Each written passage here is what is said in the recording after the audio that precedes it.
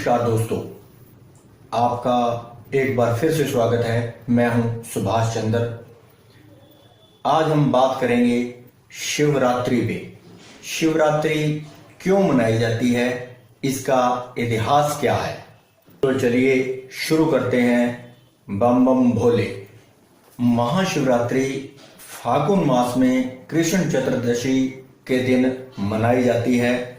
कि कहते हैं इस दिन भगवान शंकर का ब्रह्मा जी के रुद्र रूप में अवतरण हुआ था। प्रलय की वेला में भगवान शिव तांडव करते हुए अपने तीसरे नेत्र की ज्वाला से ब्रह्मांड को समाप्त कर देते हैं। इसलिए इसे महाशिवरात्रि या कालरात्रि कहा जाता है। कई स्थानों पर यह मानते हैं कि इस दिन भगवान शिव का विवाह हुआ था। भगवान शिव का रूप बड़ा अजीब है। शरीर पर मसानों की भस्म, गले में सांपों का हार, कंठ में विष और जटाओं में जगत तारिणी पावन गंगा और माथे पर प्रलयकार ज्वाला है। साल में होने वाली 12 शिवरात्रियों में से महाशिवरात्रि को ही प्रमुख माना जाता है। यह त्योहार सारे देश में बहुत धूमधाम से मनाया जाता है।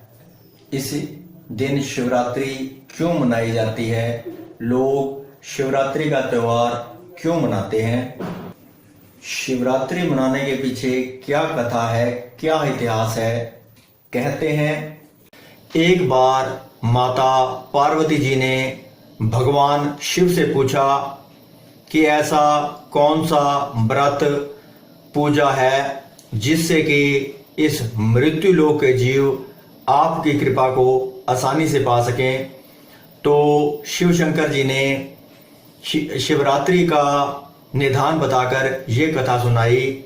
एक बार एक गांव में एक शिकारी रहता था। वो शिकार करके अपने परिवार का खर्च उठाता था, अपने परिवार का पालन पोषण किया करता था। लेकिन वो शाहूकार का ऋणी था। जो कर्ज था उसके ऊपर वो चुका नहीं सका था कि एक दिन शाहूकार ने क्रोधवश आकर उसको बंदी बना लिया और शिव मठ के अंदर उसको कैद करके रख लिया। उस दिन शिवरात्रि का पर्व था और वो कैद के अंदर भगवान की, शिव की बातें, शिवरात्रि की बातें सुनता रहा और उसमें मगन रहा। और उसने शिवरात्रि के व्रत की कथा को भी सुना।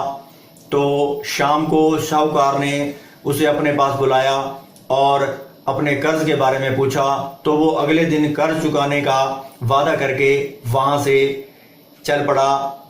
तो रोज की तरह वो शिकार के लिए चल पड़ा। उस दिन वो सारी दिन का भूखा प्यासा था क्योंकि वो सारा दिन कैद में रहा था।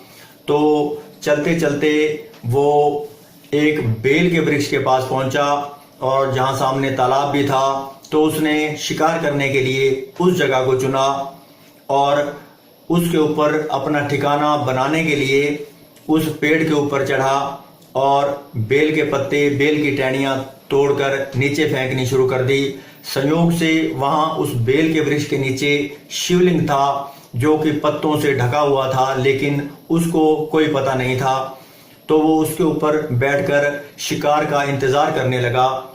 रात्रि का एक पहर बीत जाने के बाद एक मृगी वहां से गुजरी, जिसे कई स्थानों पर हिरनी भी कहा जाता है।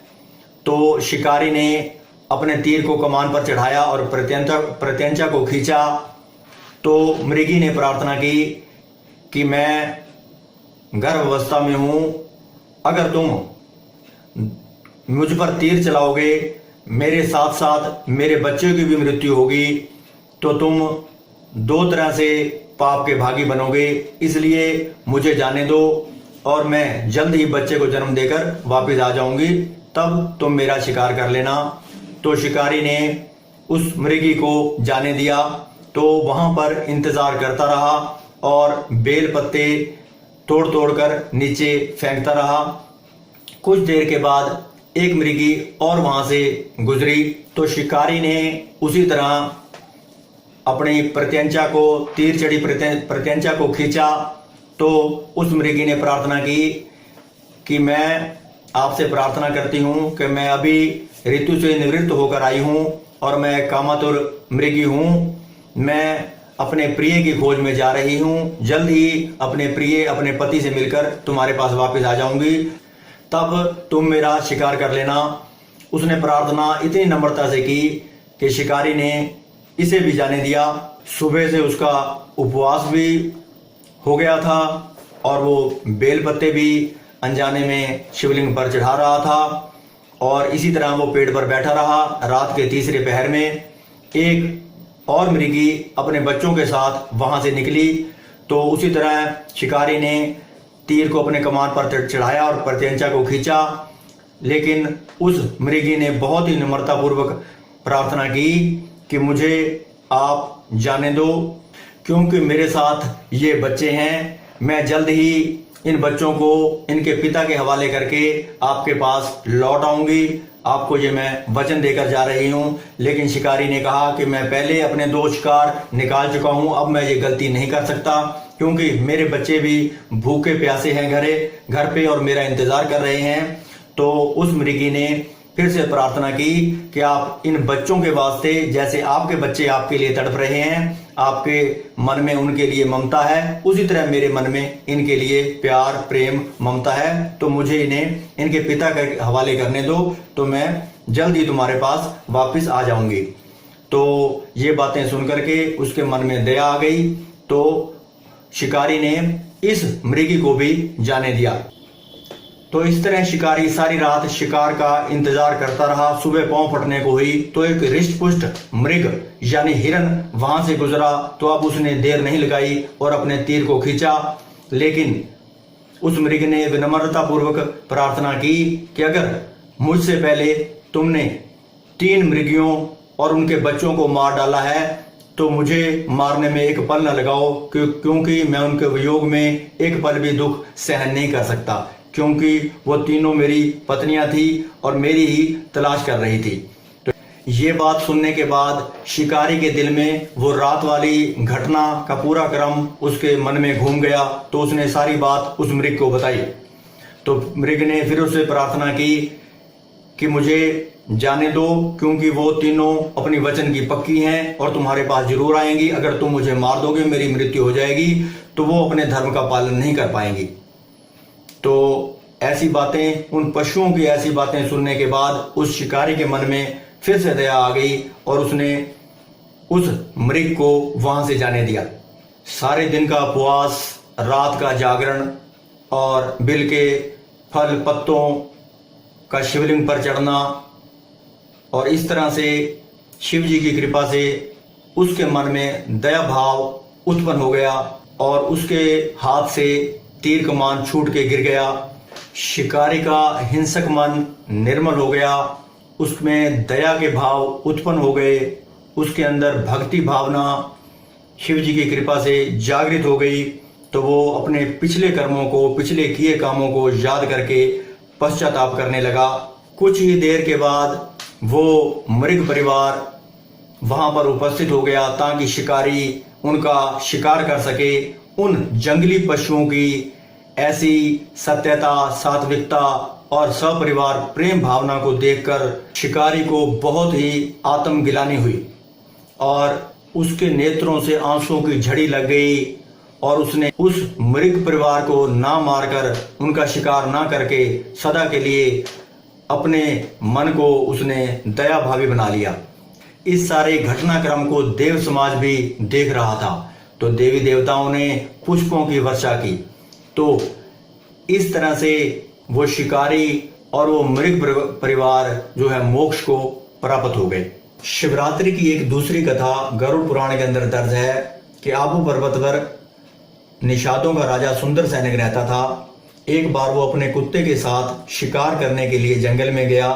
सारा दिन वो शिकार की तलाश करता रहा, लेकिन उसको शिकार नहीं मिला और रात को उसने तालाब के किनारे एक बेल के वृक्ष पर पड़ाव बनाया, जहां से अनजाने में उससे बेल के पत्ते और फल नीचे गिरे, जहां नीचे शिवलिंग था जो कि उसको पता नहीं था। और रात को उसने जल लिया, जो उसमें से कुछ बूंदें अनजानवश वो भी नीचे उस शिवलिंग पर जा गिरी। और रात को उससे एक तीर भी नीचे गिरा, जिसको उठाने के लिए वो शिवलिंग के आगे झुका और उसको छुआ।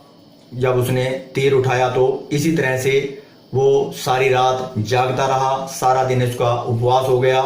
उसने शिवलिंग को स्नान भी करा दिया और शिवलिंग के आगे झुक भी गया और शिवलिंग को छू भी लिया। इस तरह से उसके मन में दया भावना जागृत हो गई। उस दिन भी शिवरात्रि का ही पर्व था और वो सुबह जब घर पहुंचा तो खाना खाने के बाद उसकी मृत्यु का समय था। उसको यमदूतों ने घेर लिया, उसको यमदूत ले जाने लगे, लेकिन तभी शिव के सैनिकों ने उसको मृत्यु से बचा लिया, उसको यमदूतों से छुड़ा लिया। तो इस तरह से वो अपने कुत्ते के साथ शिव भक्त हो गया और इस तरह से कुत्ते को और उस राजा को, सुंदरसेन को मोक्ष की प्राप्ति हुई। इस तरह से सुंदर पुराण में भी एक कथा है और कथाएं भी हैं, लेकिन अगर मैं आपको ये सारी कथाएं अब सुनाऊंगा तो समय बहुत हो जाएगा। तो मैं और कथाओं को ना सुनाता हुआ अब ये बताऊंगा कि शिवरात्रि मनाई कैसे जाती है, शिवरात्रि का त्यौहार कैसे मनाते हैं। महाशिवरात्रि का त्यौहार हर साल फागुन मास की कृष्ण पक्ष के 14वें दिन मनाया जाता है और ये हर साल अगर इंग्लिश कैलेंडर की तरफ चलें तो फरवरी या मार्च में आता है। इस दिन बहुत सारे शिव भक्त कावड़ में जल लाते हैं और शिव जी को अर्पण करते हैं, शिव जी को स्नान कराते हैं। इस दिन लोग व्रत भी रखते हैं। महाशिवरात्रि को हर जगह पर अलग अलग तरह से लोग मनाते हैं। कई जगह पर बेल के पत्ते और फल जो है शिव जी को अर्पण किए जाते हैं, शिव जी पर चढ़ाए जाते हैं। लोग शिवलिंग का परिक्रमा करते हैं। कई जगह पर ये 3 बार होता है और कई स्थानों पर ये 7 बार किया जाता है। इस तरह से शिवरात्रि जो है, शिवरात्रि का पर्व जो है हर जगह में अलग अलग तरीके से मनाया जाता है। बहुत सारे लोग मनाते हैं, सभी लोग मनाते हैं। इसके बारे में ज़्यादातर तो आप जानते ही होंगे। मेरा जो मेन मकसद था वो इसकी जो इतिहास क्या है वो बताना था, जो मैंने आपको बताया है।